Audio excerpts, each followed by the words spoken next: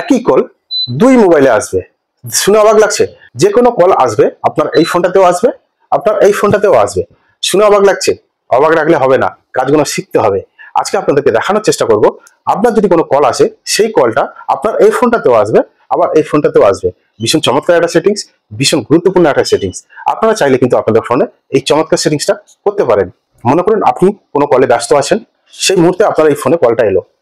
মনে করেন আপনি এই ফোনটাতে ব্যস্ত আছেন, তা এই ফোনটাতে আপনাকে কেউ কল করলো। যেই মুহূর্তেই আপনার এই ফোনটা ব্যস্ত থাকবে, সেই মুহূর্তেই কিন্তু আপনার ওই কলটা এই ফোনটাতে চলে আসবে। এছাড়াও আপনি মনে করেন আপনার এই ফোনটাতে কল এলো, আপনি সেই ফোনটা রিসিভ করতে পারলেন না।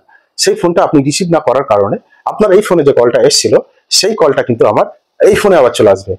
চমৎকার একটা সেটিংস, আজব একটা সেটিংস। কিভাবে এই চমৎকার কাজগুলো করবেন, চলুন এই ছোট্ট ভিডিওর মাধ্যমে দেখে নিই। দেখুন, প্রথমে আপনারা আপনাদের ফোনের যে ডায়াল প্যাড আছে ওই ডায়ালারে চলে আসবেন।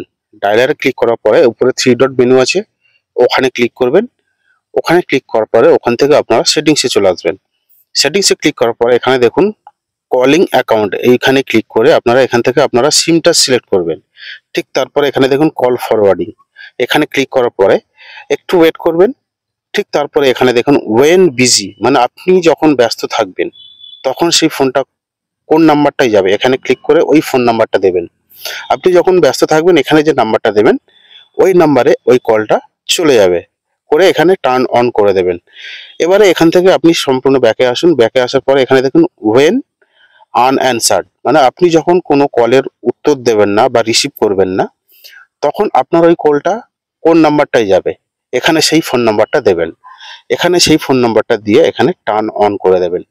এই অপশন দুটো আপনারা যদি অন করে দেন তাহলে আপনার ওই কল যে নাম্বারটা দেবেন সেই নাম্বারে চলে যাবে। ধন্যবাদ। আজকে এখানেই শেষ করছি। আগামী দিন আবার দেখা হবে অন্য কোনো বিষয় নিয়ে, অন্য কোনো তথ্য নিয়ে। সঙ্গে থাকবেন। ধন্যবাদ।